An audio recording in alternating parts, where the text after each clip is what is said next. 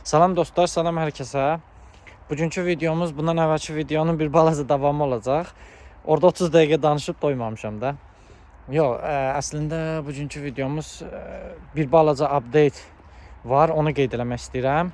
Biz dedik ki, bu qızılın qalxma səbəbləri müharibə və krizis və inflyasiya ilə bağlı ola bilər. Heç kim bilmir nə olacaq. Hər ikisi bir arada da ola bilər. İnşallah ki, heç bir olmaz. İnşallah ki, bu dəfə necə deyirlər, tarix təkrarlanmaz. Amma ehtimallar çərçivəsində tarix deyir təkrarlanmasa da qafiyələnir. Elə bir Mark Twain deyir deyəsən. Yəni ən yaxşı halda qafiyələnəcək belə deyək. Biz dedik artıq Çinlə Amerika arasında o birinci kart soyuq müharibə, trade war dedikləri. Trumpın özü də deyir ki, biz Çinlə rəsmi olaraq trade wardayıq. Yəni bu deyir mən sənə nadir metallarımı kontrollu şəkildə verə bilərəm. O deyir mən sənə nə bilim Nvidia-nın köhnə çiplərini ancaq verə bilərəm və s. Bu bir. Amma yeni update'imiz finansal tərəfdədir. Artıq orada da yavaş-yavaş kartlar açılır.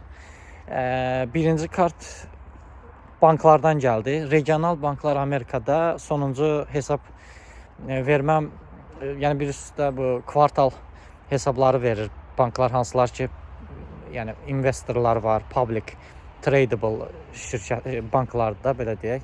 Onlar açotlarını verəndə, hesablarını verəndə orada qeyd elədilər ki, böyük həcmdə borclar var, hansı ki risk var ki, bu borclar geri qayıtmayacaq. Necə deyirlər, salam əleyküm. 2007-ci ildə də bənzəri şeylərlə başlamışdı hər şey. 2008 dünya krizi olmuşdu, o banklardan çıxmışdı. Təbii ki, bu banklar dərslərini heç vaxt almır. Nəyə görə? Mən bir kitabda oxumuşdum. Bir şeyi ki, sən, məsələn, deyək ki, bir uşaq bir səhv eləyir. Sən ona hər dəfə güzəştə gedirsənsə, o uşaq heç vaxt onu öyrənmir də. Çünki bir nöqtədən sonra dərk eləyir ki, mən nə qədər səhv eləsəm də məni qurtaracaqlar. Və banklar bunu bir neçə dəfə görüblər ki, bunu dövlət qurtarır. Yəni insanları qurtarmaq zorundadır. Bir üstə banka qoyduğumuz pulun müəyyən bir hissəsi dövlət sığortası altında olur. Bankdan asılı olaraq, dövlətdən asılı olaraq və nəsə bir krizis olursa, dövlət o həmin faizi bizə qaytarır. Məsələn, deyək ki, 80%-dirsə, 80% bizə qaytarır. O da belə qaytarılır ki, hansısa böyük bank balaca bankı öz altına alır. Çox uzaq keçmişə getməyək. 2 il əvvəl Silicon Valley Bank idi. Sonra First Republic idi. 4 dənə deyəsən bank bankrot olduğunda 2 il əvvəl və onları çoxsunu, bəlkə də hamısını JP Morgan Chase var. Dünyanın ən böyük bankı Amerikada. Onlar aldı. O da belə olur ki, dövlət yəni pulu onlara köçürdür. Bizim depoziti belə deyək, ora köçürdür. Deyir gedin götürün, amma 20% getdi də üzə, sağ ol. İndi bu dəfə də regional banklar belə deyək də danışdı. Başladılar danışmağa və gecə ilə o regional banklar 10-15% düşdülər. Hələ ki sakitçilikdir belə deyək ki. Yəni bu 2 gün əvvəl olub da. Hələ ki sakitçilikdir. Yəni orada çox ciddi problem olsa, böyük ehtimal ki durmadan düşərdi, amma market bir balaca toparladı. Bu birinci update. Yəni banklar əgər bu icebergin görünən tərəfidirsə və orada arxada böyük borclar varsa, hansı ki mən inanıram ki var. Çünki bilmirəm, oxuduğum kitablarda həmişə görmüşəm ki, banklar heç vaxt dərs almırlar və o borcları yığırlar orada. Belə deyək də, təhlükəli nə borc olur olsun, tək verim investorlara göstərim ki, mənim nə qədər asetim var da, yəni mənə nə qədər cash flow gələcək falan. Bu banklar buradan yavaş-yavaş başladılar belə deyək, kartları açmağa. Heç kim bilmir, belə deyək də, görünməyən tərəfdə nələr var. Audit falan vardır da orada, amma yəni o auditlər də elə, o hamısı bir oyunun parçasıdır sanki. İkinci hissə çox maraqlıdır. Bu bankların krizisi bir tərəfə, ikinci hissədə sanki bu inflyasiyaya belə deyək də səbəb ola biləcək çox belə ciddi bir müzakirə mövzusu var. Bilmirəm olacaq olmayacaq, heç kim bilmir, amma danışıqlarda gedir. Çox maraqlı bir ideya var Amerikada, belə deyək. Price floor deyirlər. Belə minimum qiymət qoyma qanunu çıxartmaq istəyirlər. Yəni necə? Məsələn, deyək ki, yerin altından çıxan bu metalları niyə Çinə möhtacdırlar? Çünki Çin insan əməyini orada belə deyək də heçə sayır, ucuz şəkildə işlədir. İki, təbiəti qoruyaq, təbiəti nə bilim ziyanlayarıq, təbiətə ziyan olar falan filan. Bu şeylər heç bir Çinə keçmir də. Yəni Çin gözünü yumur, onu oradan çıxardır, satır. Yəni insanlar da o qədər elə vəziyyətə öyrəşiblər ki, yəni heç kim demir ki, ay mən nə bilim ay mənim 8 saatım, ay mənim nə bilim falanım filanım. Yəni o Avropada boş-boş 50 dənə adamlar tələbi var. O tələblərin heç bir Çində olmadığına görə Çin rahat bir şəkildə bu işləri həyata keçirdir və uzun zaman bunu həyata keçirdib ölkələri özündən bir balaca asılı vəziyyətə gətirib. İndi Amerika nə etmək istəyir? Bu Amerikanın xəzinə başqanı danışırdım. Çox maraqlıdır ki, bilmirəm bunu eləyə bilərlərmi? Yəni adam fikirləşəndə deyir, ilahi belə şey olarmı? Amma yəni o qədər olarmı dediyimiz olan şeylər görmüşük ki, qızıl da boşuna qalxmır zaten də. Yəni minimum qiymət qoymaq istəyirlər hər şeyə. Belə deyək, məsələn, bu metalı çıxartmaq Amerika baha başa gəldiyinə görə Çinlə rəqabət apara bilsin deyə, məsələn, Amerika deyə bilər ki, belə bir şey eləmək istəyirlər ki, məsələn, kapra, nə bilim, deyək ki, misə, nə bilim, alüminiuma və s. Minimum qiymət qoyurlar. Buğdaya, arpaya, hər şeyə də ki, məsələn deyək, kaprı nə bilim, filan qiymətdən aşağı satmaq qanunsuzdur. Kimsə əgər ondan ucuz satırsa, o dövlətə cəriməsini verməlidir, nə bilim, cinayət məsuliyyətinə cavab olmalıdır və s. Bu nəyə kömək eləyir? Buna kömək eləyir ki, bu çıxardanlar, miner deyirlər də, bu işlərlə uğraşan şirkətlər artıq bilirlər ki, bunu minimum bu qiymətə satacaqlar. Yəni dəyir də o bizneslə məşğul olmağa, belə deyək. Və bu onları motivasiya eləyir ki, bunlar qazıb çıxartsınlar bu şeyləri. Bu neftə də şamil oluna bilər. Neftin adı keçməmişdi orada, mən baxanda. Amma ki, neftə də şamil oluna bilər. Nəyə görə?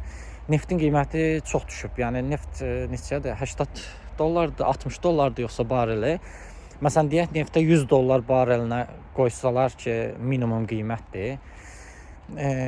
Düşünəndə insan dəli olur da, inflyasiya nə həddə çatır, o fikirləşmək üçün məncə bir şey oxumağa ehtiyac yoxdur da. Yəni neft qalxsa hər şey çökür da. Yəni neft danışanda hər şey susur. Belə bir danışıq var və bu açıq-aşkar böyük bir inflyasiya gətirir. Zaten Trump'ın tarifləri bir inflyasiya gətirib. Bu ikinci inflyasiya dalğasını gətirə bilər, güclü. Trump'ın tarifi bir dəfəlik inflyasiyadır, belə deyək. Amma bu birisi çox çətin məsələdir. Amma bunu eləmək ehtimalları nəyə görə həm də yüksəkdir? Buna çünki nə ad qoyursan o önəmlidir. Adını da qoyurlar national security deyirlər də, nə bilim, milli təhlükəsizlik. Yəni bu cür izah eləyirlər ki, əgər biz burada bu şeyi qoymasaq, bizim minerlar yerdən qazıb bir şeylər, mədənçilər bir şeylər çıxartmasa və biz yenə də Çindən asılı şəkildə davam eləsək və bunun sonu yoxdur. Yəni bunun sonu yaxşı qurtarmayacaq bizim milli təhlükəsizliyimiz üçün. Ona görə bu gündən biz qərar çıxartmalıyıq. Biz belə deyək də limit qoymalıyıq. Biz bu şeylərin qarşısını almalıyıq gələcəyimiz üçün. Hər bir qərar, hər bir şey plusu da var, minusu da var. Heç kim deyə bilməz ki, bu pisdir, yaxşıdır yəqin ki. Ta ki o olana kimi, nəticə verənə kimi. Və bu da belə deyək də çox ciddi müzakirə mövzusudur Amerikada. Hələ ki stolun üstünə qoyub imzalamayıblar, amma imzalamış kimi varlar yəqin ki, danışırlarsa adamların ağzına baxırlar böyük ehtimal ki. Belə Amerikada olan inflyasiya bizə niyə təsir eləsin deyə düşünsək, mən bir yerdə oxumuşdum, zarafatca yazmışdılar onu. Deyir, Amerika askıranda Avropa Birliği pnevmoniya olur. Biz də burada yaşayırıq. İstər, istəməz, bəyənsək də, bəyənməsək də, yaxşısı ilə, pisi ilə. Bizim ölkəmiz məncə daha safedir o barədə. Yəni hər şeyimiz var. Bizim hər şeyimiz var. Yəni bizim ölkəmizin hər şeyi var. Bir balaca nəsə tam da bəlkə də idarə eləyə bilmirik. Yəni hər şey yaxşı gedir hələ ki, hər şey yaxşıya tərəf gedir, amma daha çox çiçəklənə bilər ölkəmiz sanki. Bu Avropaya da baxanda adam bunların nəyi var, nəyi yoxdur görəndə bir də öz ölkəmizə baxırıq ki, ilahi xoşbəxt deyə bizim nə bilim o 9 iqlim qurşağı falan filan, nə bilim torpağımızdan hər şey çıxır belə, hər meyvə tərəvəz. neftimiz orada, pambığımız orada, hər şeyimiz orada. Yəni biz self sufficient deyirlər ingiliscə, özünə yetərli deyək, nə deyək bilmirəm. Yəni belə bir ölkə ola bilərik biz, yəni yaxın gələcəkdə. Və hansı ki bütün dünya sanki ona gedir. Əvvəllər yəni bir ara belə deyək də alış-verişə açıldı dünyalar. İndi yavaş-yavaş qapanır hər kəs. Ona görə kimlərsə Azərbaycandadsa bəlkə də sevinməyə dəyər. Amma kimlərinsə də torpağı və s. varsa, dədadan, babadan qalmaq, mən yəni olsam satmaram. Əksinə pulum varsa bir balaca da artıraram, alaram. Bu ilə bağlı bundan sonraki videoda inşallah danışacağam. Son zamanlar bütün zənginlər torpaq alırlar. Ona görə burada qısa olaraq deyim ki, əgər kimsə torpağı varsa, yəni məncə satmamaq lazımdır. Əksinə imkan varsa almaq lazımdır. Yəni ora qaydırıq da, belə deyək, dala qaydırıq da. Qabağa getmək əvəzinə dala qaydırıq və bunun da səbəbləri var da, yəni. Hər şey tarix təkrarlanmır, qafiyələnir. Zaten hər yerə apply oluna bilər də, hər yerə tətbiq oluna bilər. Belə dostlar, bugünkü videomuzu 11 dəqiqəyə bir təhər sığdırdım. Vaxtınızı aldımsa üzrlü sayın. Amma belə deyək də, o başımızı aşağı salıb yaşayanda da hər şeydən dala qalırıq. Bir balaca bilməliyik ki, ətrafımızda nələr baş verir, nələrə hazır olaq da. Buna görə hər kəsə uğurlar. Təşəkkür edirəm. Sağ olun.